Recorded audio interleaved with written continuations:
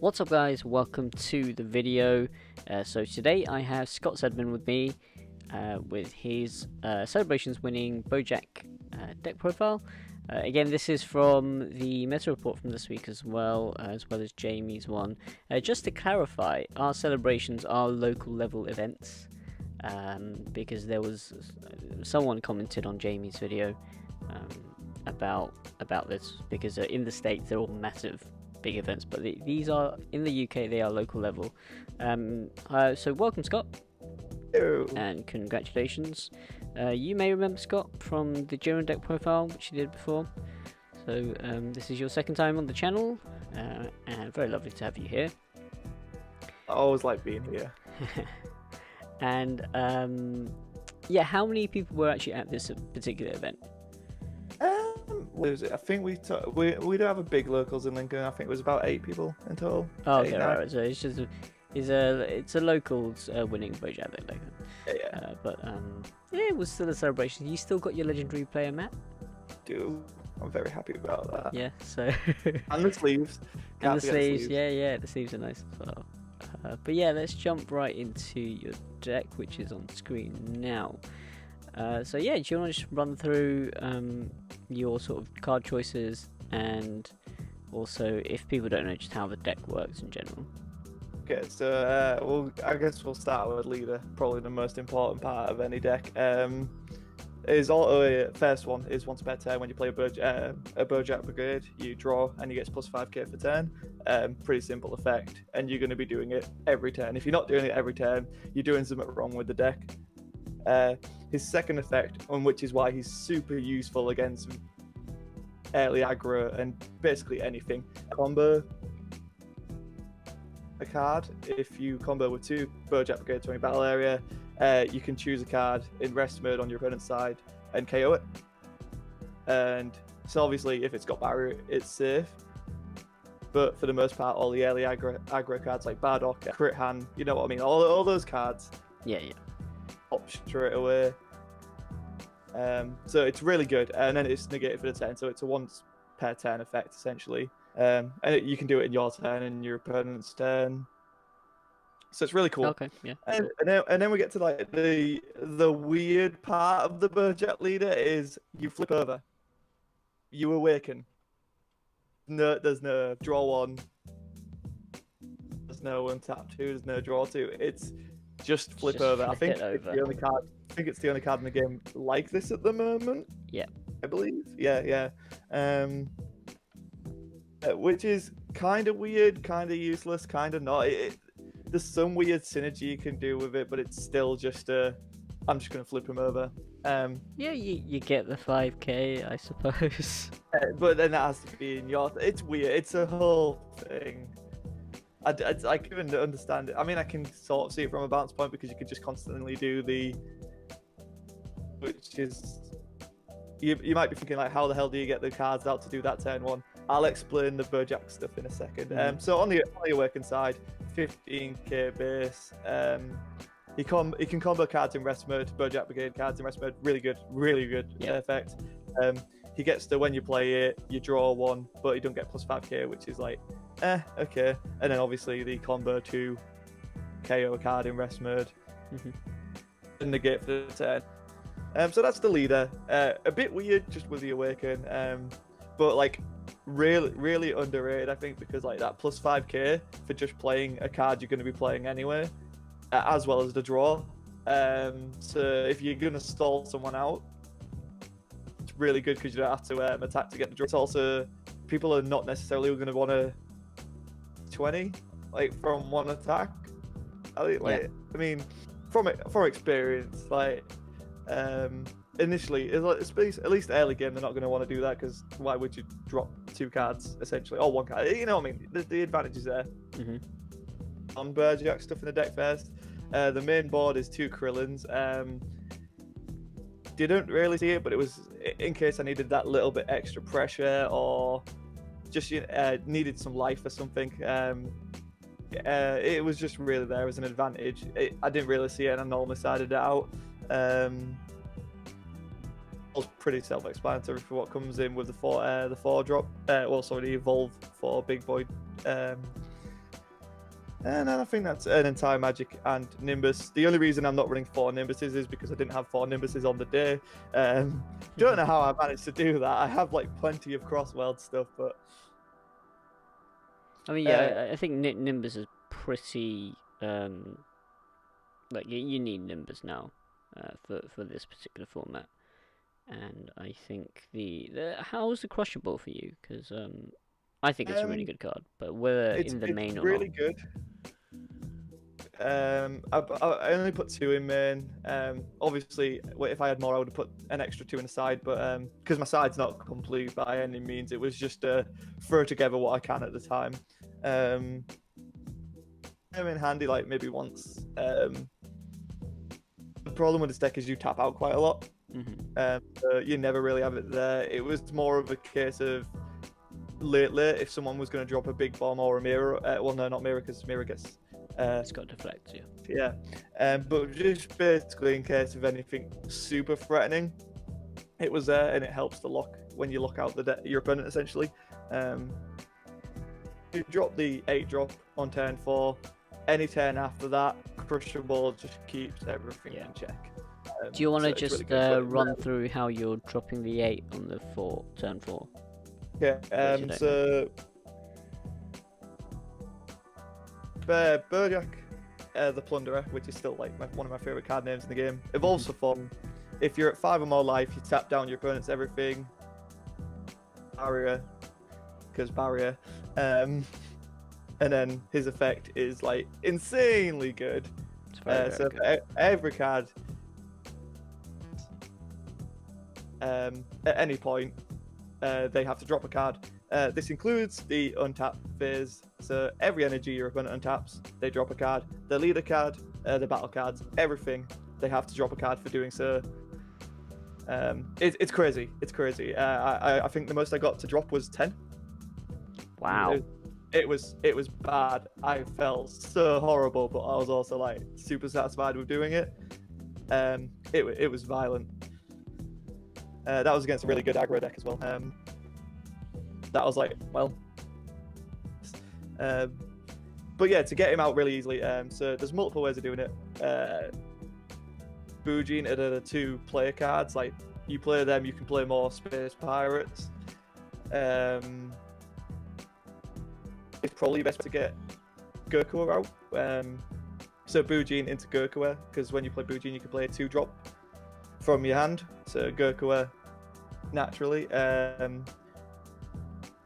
Goku's effect auto is your opponent can't tap one of the battle cards, which is like, don't really need it. It's kind of there, but rarely used it.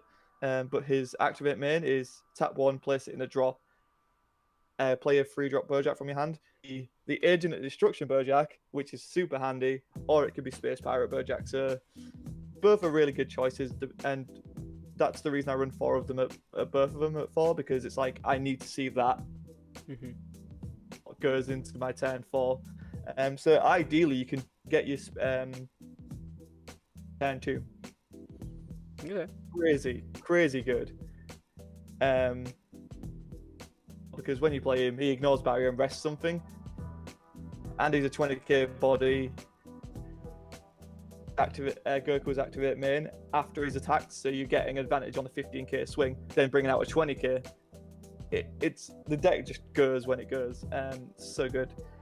And then obviously you evolve on top of Agents of Destruction Boujack or Space Pirate Boujack.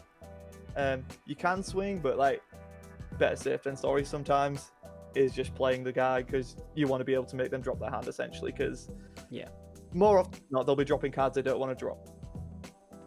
In like a worst case scenario against really aggro or storm deck, like effect off isn't the end of the game for me if I don't make them tap down everything, attacking them with my Bojacks or anything, because I just once you've got him out, you can afford to wait.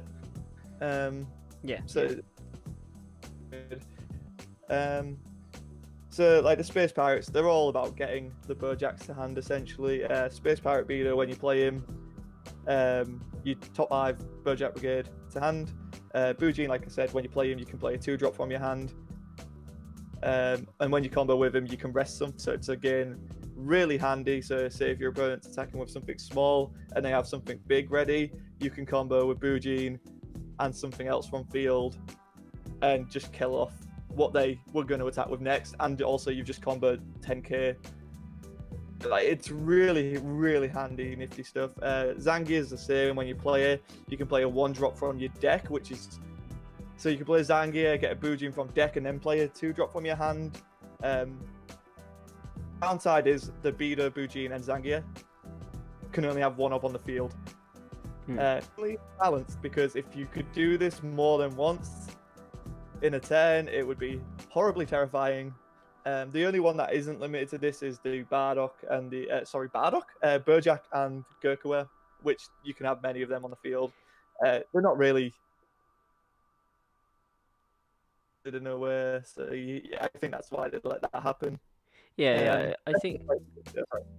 I think it's just the case of this deck is slightly overbalanced. I would say it's a little too fair, and no awaken effect, limiting your free combo pieces to 1 on board. I mean, you are comboing them away, yeah, so but like the one, like it's weird seeing it on paper, but when you see it play, it makes sense. If that makes. Yeah. Um. So, what were your matchups like? So I went against the Masai and Vegeta deck, which is basically terrifying because if you get to low lives, then it'll just do damage to you anyway. That one was tough until I dropped, and they were completely tapped out and lost their entire hand. And at that point, they sided in Tau, and it's like I can afford to drop cards from my hand, like around being on the field, and I can play stuff from the field onto the field. The more often than not with Boujack, because you're going to be drawing something, as long as you're playing your Boujack Brigade, you're going to see pieces to get more pieces down and be fine. The hardest matchup was the Gogeta BR. Sure, the video game one, because it's on its unawakened side, it's 50 its draw. He was playing the Cabbers, the Crit Trunks,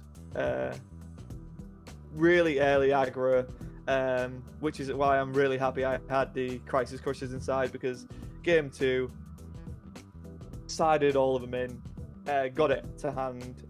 He did chain Zeno, a real big problem for this. I've got ready, and now all of it's gone.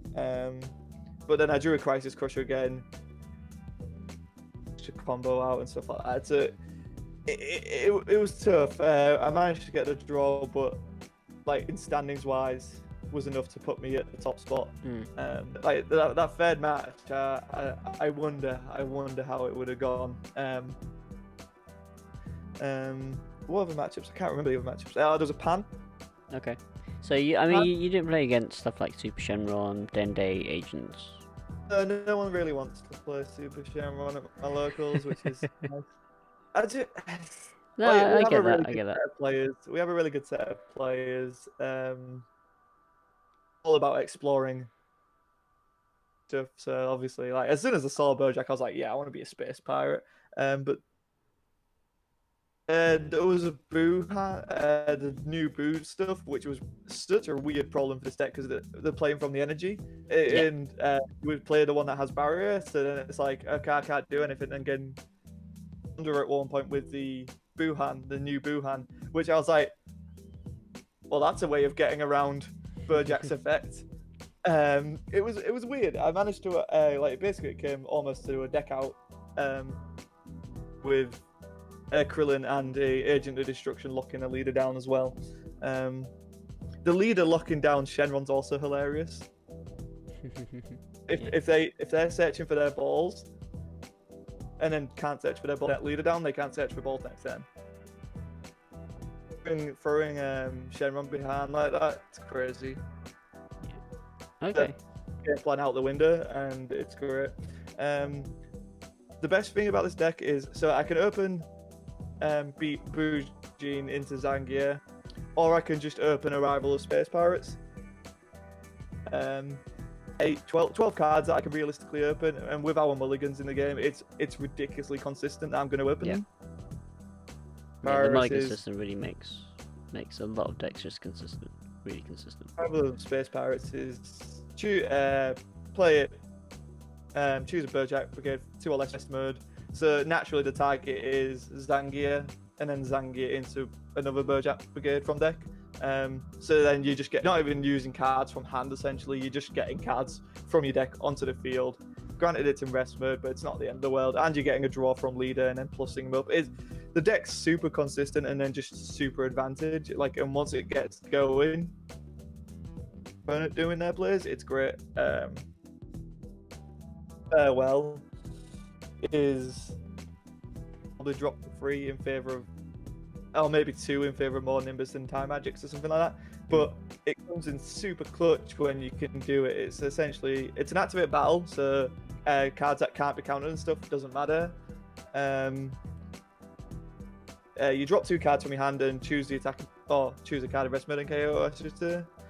So barrier, it's still safe, but for most part, like the big drops, the bomb cards, like you're just gonna be, they can combo in and be like, I'm going all in, and you're just like, yeah, no, I'll drop. It's like the old Shigeshka Goku.